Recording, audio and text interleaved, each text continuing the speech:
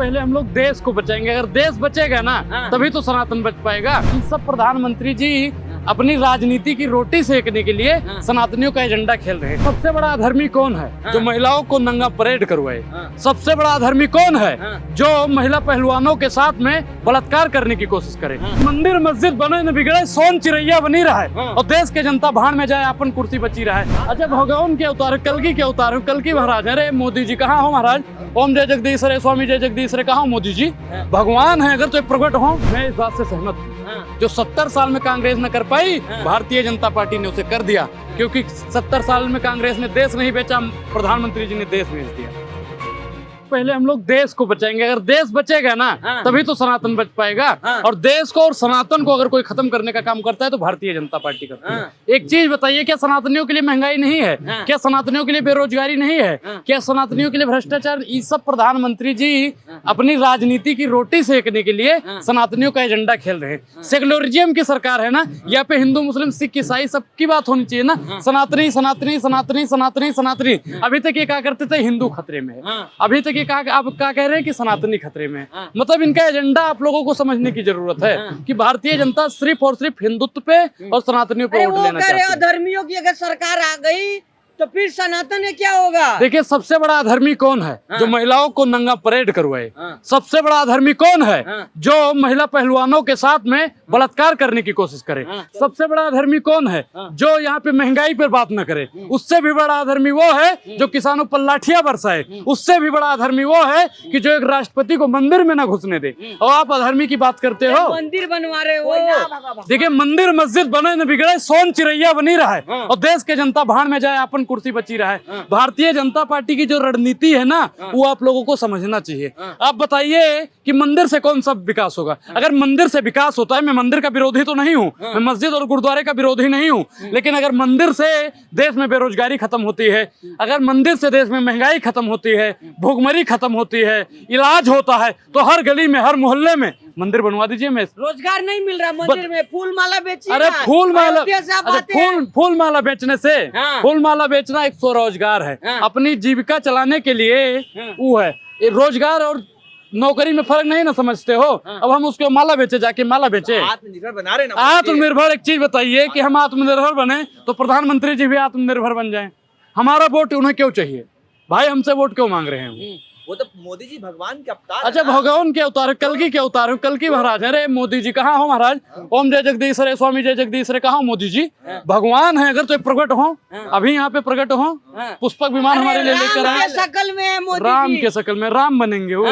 अपनी पत्नी के लिए जो लंका नरेश रावण से लड़ गया हो, उस राम से तुलना करेंगे ये मोदी? मोदी राम नहीं, दूसरे हैं कुछ। ये राम के रूप में एक डाकू बन के बैठ गए हैं जो राम का ही सौदा करते हैं। माया के दीवानों, ऐसा काम न करो और चंद वोटों के लिए राम का नाम तुम बदनाम न करो। आप लोग बार बार बोलते हैं डर डर डर। आप लोग 14 पत्रकारों का बहिष्कार करके डरा रहे हैं उनको। नहीं, उनको कौन डरा रहा है? वो तो भाई नफरत की दुकान खोल के बैठे हैं। अब हम ग्राहक बन के नहीं जाएंगे। आप दारू का अड्डा बना के बैठोगे, हम भाई दारू नहीं पीते हैं तो नहीं जाएंगे ना। तो हम नफरत ना बेचते हैं ना खरीदते हैं। सवालों से भाग रहे हैं। मोदी जी सवाल अच्छा होता है। ये सवाल उनका क्या होता है?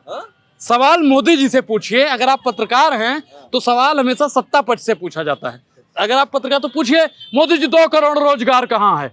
भाइयों बहनों मित्रों आप बताइए कि $5 ट्रिलियन की अर्थव्यवस्था कहाँ है? मित्रों हमारी सरकार 75वां महोत्सव मना रही होगी। घर होगा, नल होगा, जल होगा। महाराज पूछो ना, पत्रकार हो तो। 2 करोड़ रोजगार। अगरबत्ती दिखाइए ना जाकर के। तो पत्रकार सारे वहां पे जाके अगरबत्ती ही दिखाएं? क्या जरूरत है वहां पे स्टूडियो में बैठने की? स्टूडियो में बैठ के भारतीय जनता पार्टी के चरण चुंबक करते हैं। मोदी जी के तथाकथित इशारों पर विपक्षी नेताओं को टारगेट करने का काम कांग्रेस नहीं कर पाई, मोदी जी ने 9 साल में कर दिया। बिल्कुल, मैं इस बात से सहमत हूँ। जो 70 साल में कांग्रेस न कर पाई, भारतीय जनता पार्टी ने उसे कर दिया। क्योंकि 70 साल में कांग्रेस ने देश नहीं बेचा, प्रधानमंत्री जी ने देश भेज दिया। 70 साल में कांग्रेस ने किसी भी महिलाओं को नंगा नहीं घुमाया। कांग्रेस की सरकार ने, मोदी की सरकार ने मणिपुर में महिलाओं को नंगा घुमा दिया। कांग्रेस की सरकार ने हमेशा महिला सशक्तिकरण की बात की और प्रधानमंत्री जी ने सशक्तिकरण की तो बात की, लेकिन सबसे ज्यादा उनके जल्लाद, उनके विधायक, सांसद, सांसद महिलाओं को नोचने का काम किया है। सबसे ज्यादा अगर महंगाई हुई है तो भारतीय जनता पार्टी की सरकार में, कांग्रेस कभी नहीं कर पाएगी जो मोदी जी की है। अरे हिंदू खतरे में आ जाएंगे। हिंदू खतरे में है साहब। हाँ। हिंदू को खतरा लोधियों से नहीं हुआ, मुगलों से नहीं हुआ, अंग्रेजों से नहीं हुआ, कांग्रेस से नहीं हुआ, और आज चपरासी से लेकर राष्ट्रपति तक सबके सब हिंदू हैं, फिर भी हिंदू खतरे में है। ये कैसा हिंदुत्व है आपका मोदी जी? हिंदू नहीं बचना चाहिए। नहीं, हिंदू सुरक्षित है हिंदू भैया। बचाना है तो मोदी जी को फिर अरे लाइए। मोदी हटाओ, हिंदू बचाओ। हाँ। जब तक मोदी हटेगा नहीं तब तक हिंदू सुरक्षित नहीं होगा। हाँ। हिंदू तब सुरक्षित होगा जब यहाँ पे 55 रुपए किलो डीजल पेट्रोल होगा। अरे सारे सारे कायर एक हो रहे हैं, कायर एक हो रहे हैं सारे और सारे भ्रष्टाचारी एक हो रहे हैं। उस पर आप अरे चर्चा घमंडिया एक नहीं। हो रहे हैं। देखिए, आपको और आपके प्रधानमंत्री जी को, हाँ। जो भी पुराना संसद भवन खाली हुआ है ना, हाँ। उसमें एक मैं क्लास लेने वाला हूँ, हाँ। और उसमें जितने भी अनपढ़ भारतीय जनता पार्टी के नेता हैं हाँ। सबको फ्री कोचिंग दूंगा। हाँ। आइए मोदी जी को भी पढ़ाएंगे कि INDIA, इंडिया, उसे इंडिया घमंडिया ना बोले। प्रधानमंत्री जी के शिक्षा पर जोर देना बहुत ही आवश्यक है। जब देश में अनपढ़ और 5वीं पास राजा हो जाएगा तब देश बर्बाद हो जाएगा। देश में एक पढ़े लिखे लोगों की आवश्यकता है। तो काहे इतना गुस्सा मोदी जी पे काहे है? क्योंकि मोदी जी की जो नीतियां हैं वो देश विरोधी नीतियां हैं, और जो देश का विरोध करेगा, अनुराग उसका विरोध करेगा, वो चाहे नरेंद्र मोदी हो मतलब या आप आप ये देश कह रहे हैं मोदी जी देश के विरोध में काम कर रहे हैं। बिल्कुल। अगर देश के देश को पूरी दुनिया को ले आए भारत में। अच्छा, एक चीज दोस्ती करना चाह रहे हैं देश से। एक चीज बताइए, आपने होल्डिंग देखी होगी G20 की।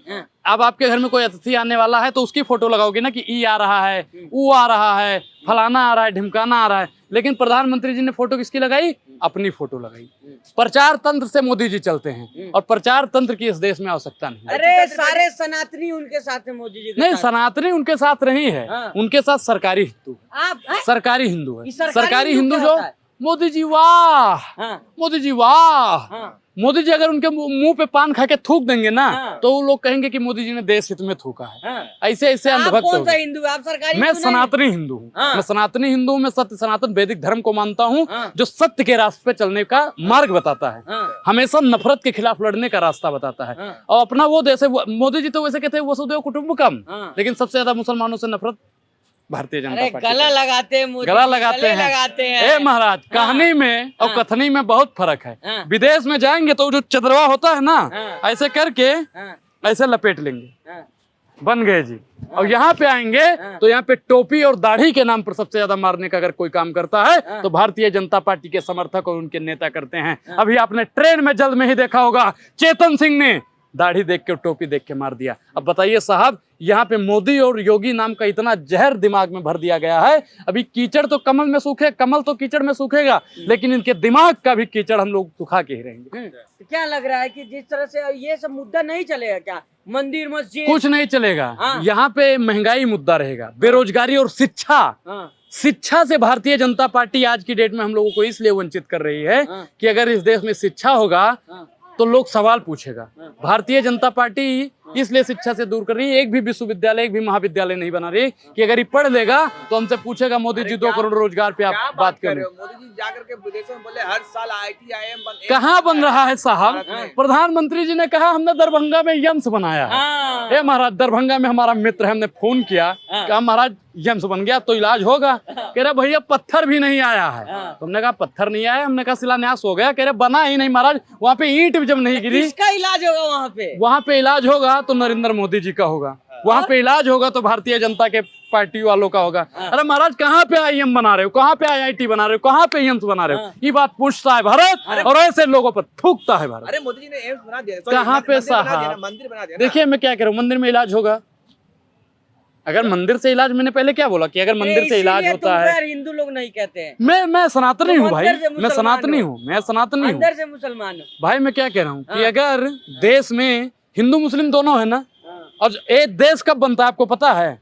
हिंदू मुस्लिम सिख ईसाई जब चारों की भागीदारी रहती है। आप आजादी का इतिहास उठा के देख लीजिए, सबसे ज्यादा अगर इस देश में शहादत देने वाले उलामाओं का नाम आएगा। और अब उनके चरित्र पे, उनके उस पे आप मुसलमान मुसलमान मुसलमान इस देश के नहीं है क्या? मुसलमानों से नफरत काहे करते हो? मुसलमानों से नफरत क्यों करते हो भाई बताओ? और सबसे ज्यादा नफरत करने वाले भैया साहब के लोग हैं। हाँ। वो तो गले लगाने की बात करते हैं। गले वाले वो सब दिखावा है। उनको उधर गले लगाओगे, इधर गला काट दोगे। मन में राम, बगल में छुरी,